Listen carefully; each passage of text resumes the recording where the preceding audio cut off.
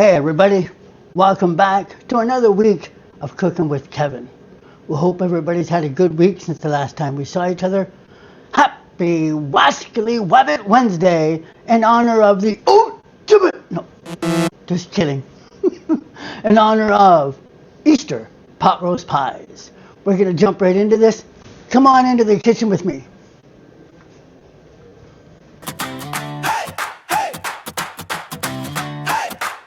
He's got the pen, he's got the heat, making magic you can eat. Flip it, stir it, season right. Kevin's cooking up tonight.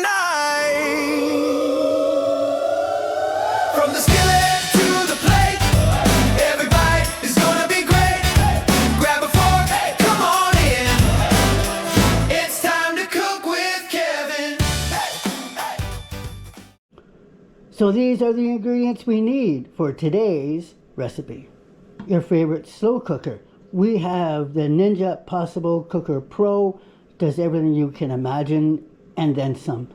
A sheet of puff pastry, a jumbo muffin pan, coarse pepper and salt, 4 to 6 cups of your favorite beef bouillon or beef stock, 1 small celery stick, 1 small onion cut up. As you can see, I have it in a mesh. You'll see why shortly.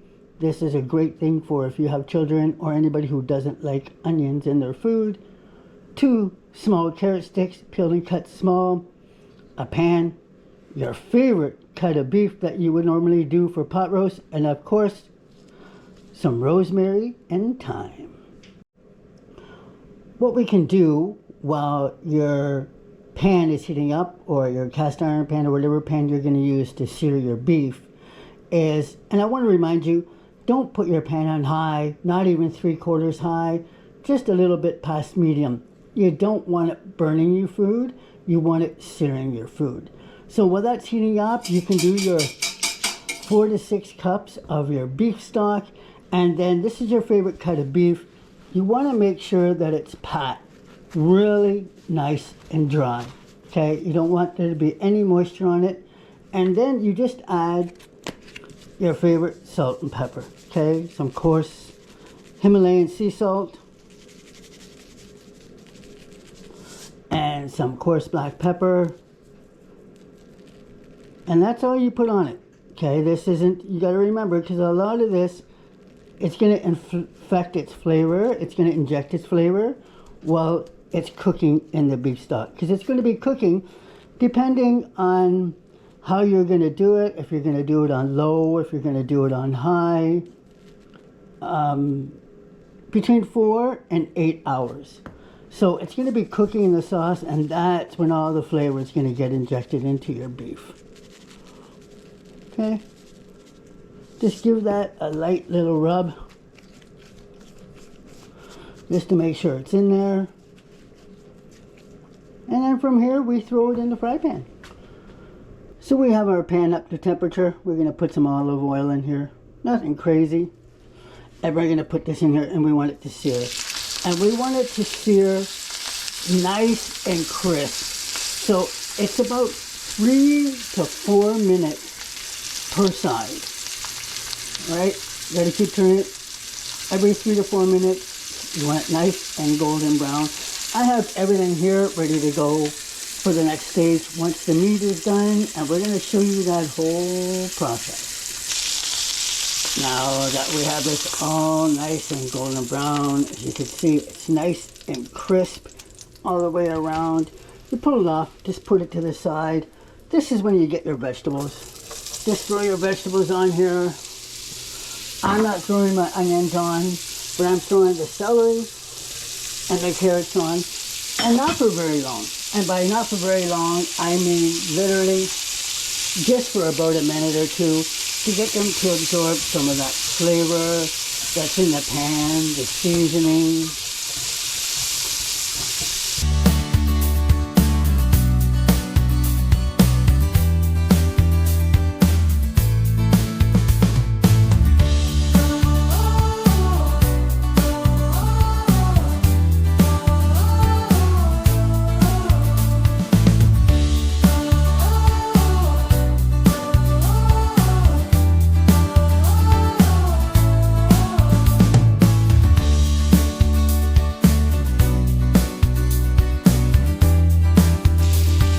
about 2-3 minutes. And now we're going to add just a little bit of the garlic paste. Toss around. The good thing about using this garlic paste, it doesn't need to cook too much. Put it over here. Give it a toss around with everything.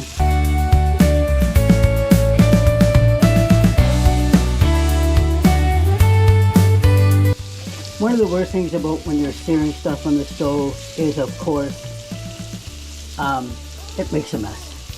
So now what we're going to do is we're going to take our vegetables and we're going to lie them on the bottom, because you're going to want to lie your beef on top. I want to remind everybody, I know you're saying, wow, that's not very many vegetables. This isn't beef stew. This is pot roast pie. So we don't need a ton of vegetables. We don't need potatoes. We just need some carrots and some beef. I cut the celery big because I'm going to be taking the celery out afterwards. Now we are going to turn our Ninja Impossible cooker on sear. And we're going to set it for, it says 6 hours, but it's really only going to need 4 hours. We're going to take our beef and we're going to put it on top of our vegetables. And then this is when you're going to pour in your beef stock. Now keep in mind, you don't want to cover it completely, but you want to cover it about, you know, half to 2/3. See, like that right there is just about perfect. And then this is when we're going to add,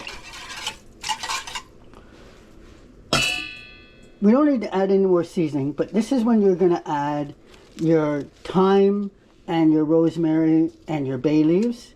I do it like this because it makes it easier to take them out later. And now this is where the onion stock comes in. I'm not an onion fan, but I'm smart enough to realize that having onion flavor in your food is super, super important. So I put it in these, I can't remember exactly what they're called right now. I put them in these sleeves, I put them in here, and then when it gets going, all that flavor is going to melt in here, just like I had onions in here, and I can take it out later. So now this is going to sear for 4 hours. You can put it on slow cook for 8 or slow cook high for 4 hours. And when we're done, we're going to move on to the next batch, which means make sure that your puff pastry sheet is in the refrigerator and thawed and ready to go for the last step. So one thing I wanted to mention that I forgot to mention in the beginning, one of the things you're going to need for this recipe is, of course, about 2/3 a pot of potatoes. It's about 6 to 8 maybe medium-sized potatoes cut up into 1-inch pieces that you're going to need to make into mashed potatoes. So put it on. Kind of make sure that it goes past the edges. If you need to stretch it out a bit, you can, you know. And then what we're going to do is we're going to push these. Just kind of make sure that you're underneath the edges. And you're just going to take something round. You can use this.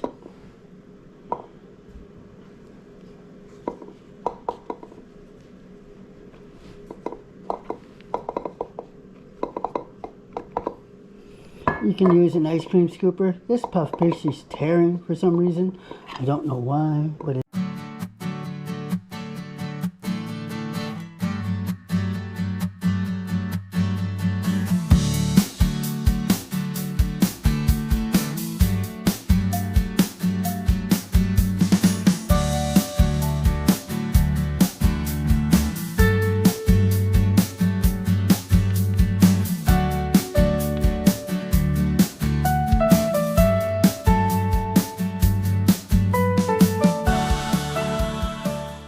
then we're going to end up filling these with the pot roast mixture and topping them with mashed potatoes.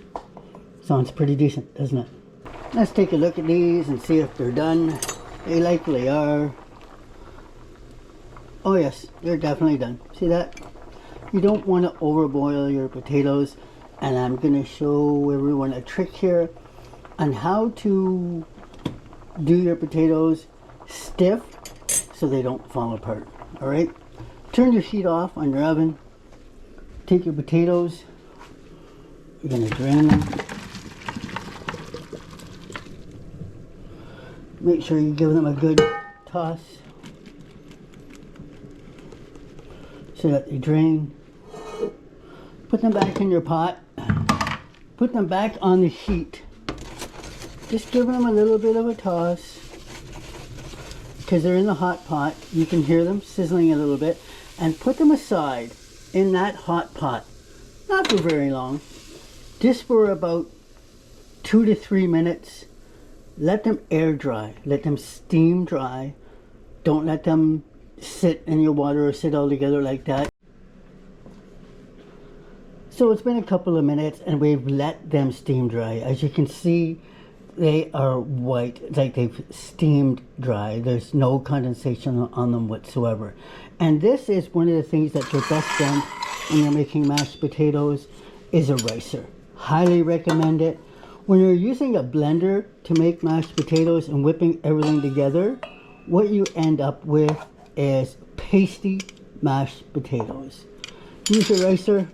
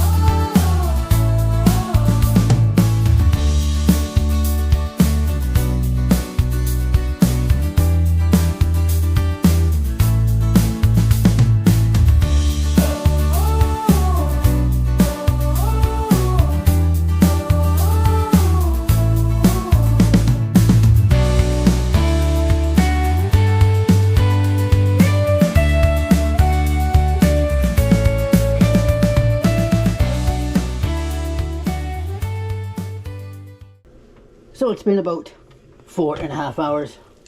Time to take this out. Look at that. Simmering away. So this is when we're going to take out the meat. Oh, look at that. Oh, come on. Come out in one piece, will you?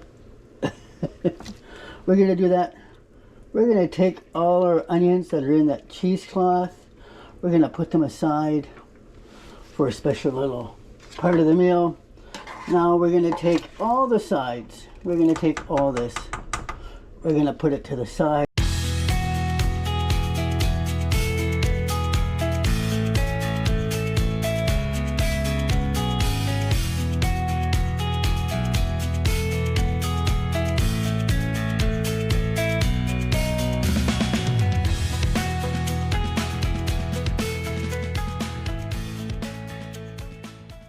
So as you can see, the pot roast is pulled apart really, really nice.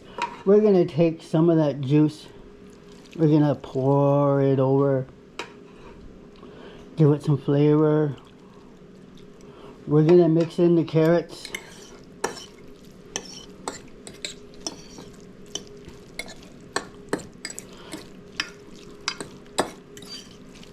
The carrots are nice and well done. The beef was pulled apart, super, super tender.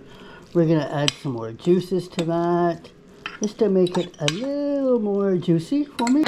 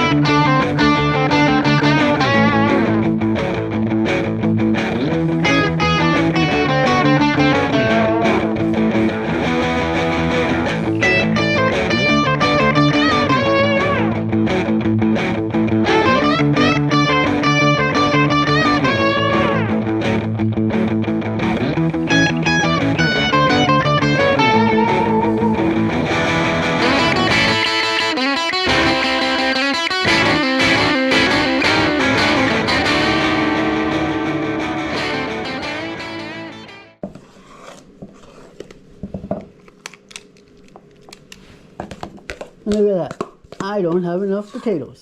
Imagine that. Well, there's going to be one potato. There's going to be one pot roast. That's just going to be a plain pot roast pie.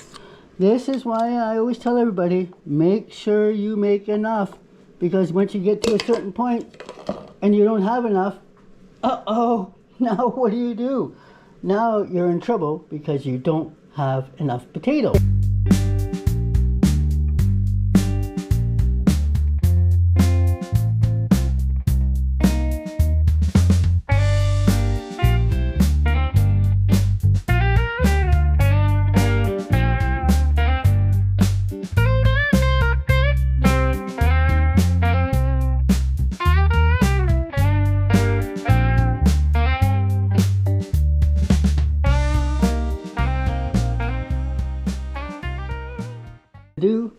Things are going to go in the oven at 375 for about 20 to 30 minutes. And while we're doing that, this is going to simmer down before we add the cornstarch slurry. Let's take a look and see how we're doing. Oh. Wait for it. Wait for it. Oh, yes, I did! Oh, look at those. Wow. Don't they look fantastic? I love it. Let's see how easy they're going to come out. Oh, yeah, no problem. They're going to come out absolutely no problem. There's one. Let's try this one over here, shall we? There we go. Wow, look at that. I am impressed. Cut them open. Ooh, look.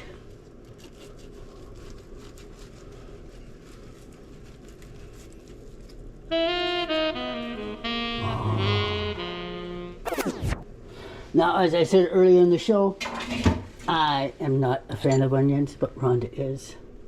So we're going to add some onions on here for Rhonda. The ones that were in the cheesecloth, and they have all that great beef flavoring in them. Look at that. Wow. We have the gravy that's now been reduced, the sauce that's now been reduced down and thickened with the slurry.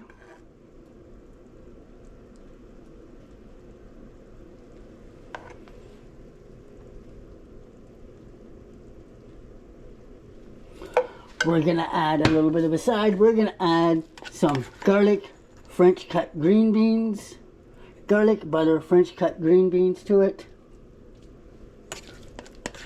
Just so there's a little bit of something on the side and it's not plain by itself. Dare I say it? Look at those bad boys. And to get that bad boys reference, you need to go back and watch last week's bloopers.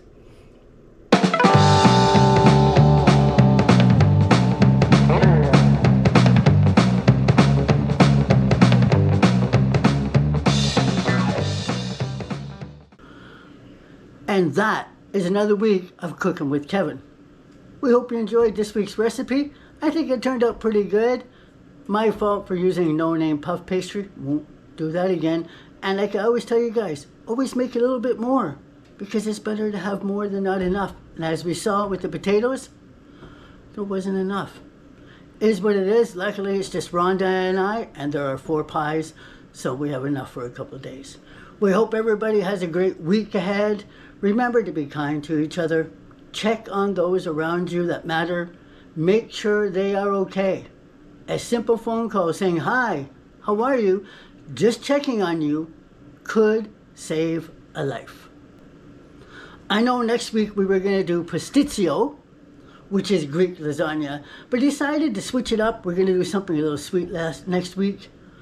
It's something that I've done before, but not on the channel. It's butter swim biscuits, but this time we're going to do cinnamon raisin butter swim biscuits. Until next time, We'll see you back in the kitchen with Kevin.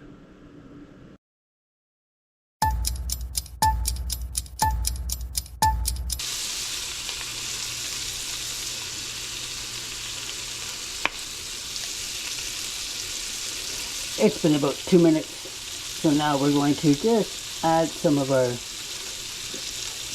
Did I really do that again 2 weeks in a row? Did I really grab the garlic one that still has the cap on the inside? And that is another week of cooking with ketchup. Cooking with ketchup.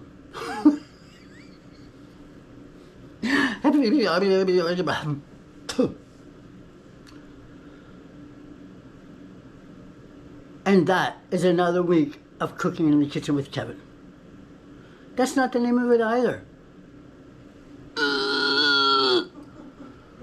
I know next week we were going to do pasticcio, Easter, hibbly, hulu, hala.